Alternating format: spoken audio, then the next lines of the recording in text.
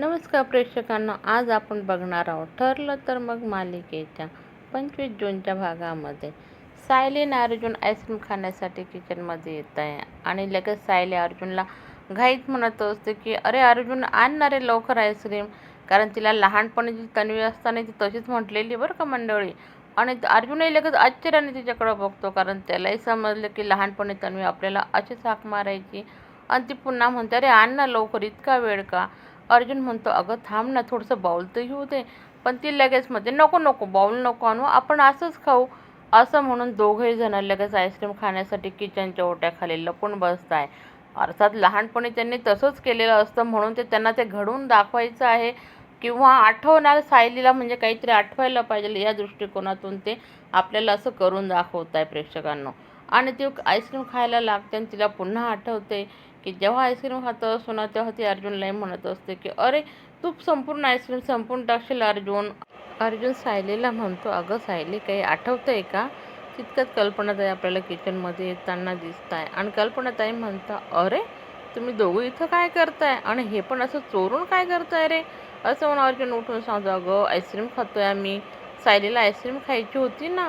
अरे हो, पण मग असं चोरून आईस्क्रीम खायची का. पण सायली काहीच बोलत नाही, काय उत्तर द्यायचं हेच तिला समजत नाही. पण मात्र पठ्ठ्या भारी लगेच म्हणतो तो अगं मम्मा, सायलीला आईस्क्रीम खायची होती ना, म्हणून आम्ही आलो, तो तिला डोहायला लागले ना गं.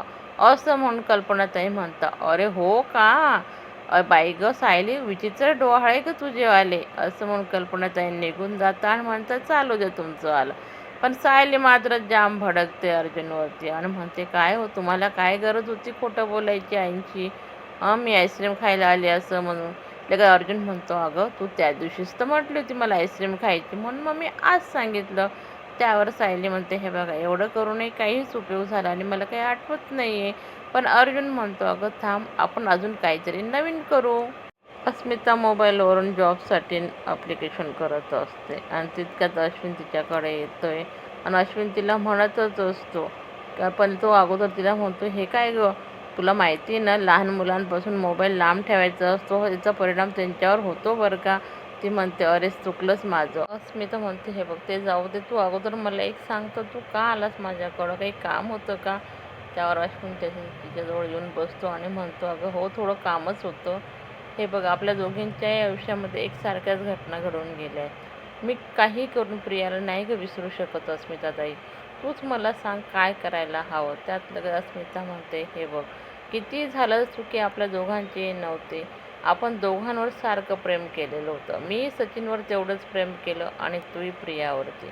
पण तू स्वतःला दोष देतो आणि मी स्वतःला दोष देत नाही. आपल्या दोघांच्या आयुष्यामध्ये एवढं काही घडून गेलं ना अश्विन, याच्यामधनं आपल्याला स्वतःलाच बाहेर पडावं लागणार आहे. त्याच्यामुळे मी तुला एकच सांगते, तू आता प्रियाचा विषय करू नको आणि स्वतःला दोषही देऊ नको. आणि याच्यामधनं जेवढं तू लवकरात लवकर बाहेर निघशील ना, हेच तुझ्यासाठी चांगलं आहे बाबा. असं म्हणून लगेच अश्विन म्हणतो अस्मिताताई, तुझ्याशी बोलल्यावर खरंच खूप बरं वाटलं गं. बरं झालं मी तुझ्याकडं आलं, म्हणजे कमीत कमी माझं मन तरी मोकळं झालं. सायली आणि अर्जुन पुन्हा गार्डनमध्ये आले प्रेक्षकांना आणि अर्जुन तिला पकडण्याचा प्रयत्न करतो. तितक्यात सायली खाली पडते, पण अर्जुन तिला सावरून घेतो आणि लगेच सायली अर्जुनला म्हणते हे बघा, मी पूर्ण आजीला नाव सांगेल अर्जुन तुझं. असं म्हणून अर्जुन लगेच त्याच्या गळ्यातलं लॉकेट काढून सायलीच्या गळ्यात देतोय आणि सायली इतकी खुश होते, कारण सायलीला लहानपणीच ते लॉकेट खूप आवडलेलं असतं. पण एवढं करूनही सायली अर्जुनला म्हणते हे बघा, बाकीचं पुढचं मला काहीच आठवत नाही हो. त्याच्यावर अर्जुन लगेच म्हणते हे बघ, काही टेन्शन करू नको, आपण आता प्रतिमा आत्यांच्या घरी जातोच आहे ना, तिथं काहीतरी मार्ग निघेल. आणि इकडं मैपतरावांकडं म्हणजे मैपत बाबांकडं सचिन आलेला आहे आणि त्याची प्लॅनिंग असते. म्हणजे तो म्हणत असतो की अण्णा तुमचा आता व्याप वाढेल ना, कारण आता तुम्ही जर आश्रमाचं काम वगैरे करणार आहे तर मग ते कोण सांभाळेल. त्यावर मैपतराव म्हणता अरे ती मुलगी जी आहे ना तीच सांभाळेल ना ते. सचिन म्हणतो नाही, मी म्हटलं मी करू शकतो ते, तुमची इच्छा असेल तर.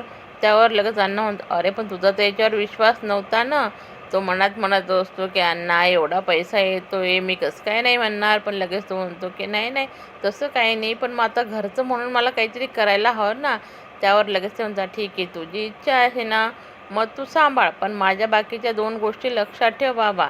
जे कोणी माझे शिष्य वगैरे येतील ना, त्यांची जेवणाची राहण्याची व्यवस्था करायची, त्यांना कुठलाही त्रास होता कामा नये. का त्यावर सचिन म्हणतो, हो हो तुम्ही बिंदास राहा, काही टेन्शन घेऊ नका, मी आहे अण्णा. रात्री झोपताना मैपतराव स्वतःला फटके मारताना म्हणजे कोडे मारताना दिसतोय आणि सचिन त्यांच्याकडे म्हणजे पैसे मागण्यासाठी आलेला असतो, पण तो बघून लगेच धावत येतो. अण्णा अहो हे काय लावलंय तुम्ही? त्यावर मैपतराव म्हणतात की अरे हे माझं प्रायचित्त करतोय, मी इतके गुन्हे केलेत ना, त्याचे मातेचं पाप कधी फिटेल माझ्याकडून, असं म्हण. पण जाऊ दे, तू कशासाठी आला आहे? त्याच्यावर तो म्हणतो अण्णा आता आश्रमाची जबाबदारी घ्यायची म्हटल्यानंतर असिस्टंट वगैरे जे काही सिक्युरिटी गार्ड असतील ते मला सांभाळावं लागणार आहे ना, मग त्याच्यासाठी पैसे लागतील, मी त्याच्यासाठी आलो आहे, तर थोडेफार भेटतील तर, असं म्हणून अण्णा म्हणतात ठीक आहे काही हरकत नाही. तिथं तिजोरीची चावी ना तू ते घे आणि तो लॉक उघडतो, तो बघतो का तर काय प्रेक्षकांनो बापरे, नोटांच्या गड्ड्याच्या गड्ड्या, त्याचे डोळे ते इतके मोठाले होत आहे ना की तो म्हणतो माझ्या तर अपेक्षेच्या पलीकडे भेटलेले हे तो खजिना, ही तर सोन्याची अंडी देणार कोंबडी आहे आणि यावर तो इतका खुश होतोय. तो म्हणतो चला आता माझं सर्व कर्ज मिटून जाईल. आणि इकडे सायले आणि अर्जुन पुन्हा डॉक्टरांकडे आले. अर्जुन डॉक्टरांना सांगत असतो की डॉक्टर तुम्हाला जे सॅम्पल दिलेत ना ते सॅम्पल व्यवस्थित सांभाळून ठेवा. आणि सायली लगेच त्यांना म्हणते की तुम्हाला प्रतिमा आत्यांचे सॅम्पल आम्ही अगोदरच दिले. डॉक्टर म्हणता हो तुम्ही काही टेन्शन करू नका, आम्ही ते व्यवस्थित ठेवले आहेत. आणि सायली म्हणते रिपोर्ट तरी किती दिवसात भेटतील बरं का? त्यावर डॉक्टर म्हणतात की 2 दिवस तरी लागतील, असं सांगून ते निघून जात आहे प्रेक्षकांना. आणि सायली म्हणते चला अजून 2-3 दिवस तरी लागतील. प्रतिमा त्याच मन काकीला म्हणत असतं का गं अजूनही अर्जुन आणि सायली आले नाही. तितक्यात राकेश म्हणतो मामा मला नाश्ता दे बरं का. पण त्या म्हणता अरे अर्जुन आणि सायली येताच आहे. तो म्हणतो ते आल्यानंतर नाश्ता भेटणार की काय मला. तितक्यात अर्जुन आणि सायली येत आहे प्रेक्षकांनो. आणि लगे प्रतिमा आत्या म्हणताय अगं सायली मी तुझ्या आवडीचं थालीपीठ बनवलंय बरं का. पण जाम राकेश भडकतो आणि म्हणतो मम्मा तुला माहिती ना मला थालीपीठ आवडत नाही. सायलीकडे बघून तो लगेच म्हणतो हां म्हणजे सायलीच्या आवडीचा नाश्ता बनलाय की आज.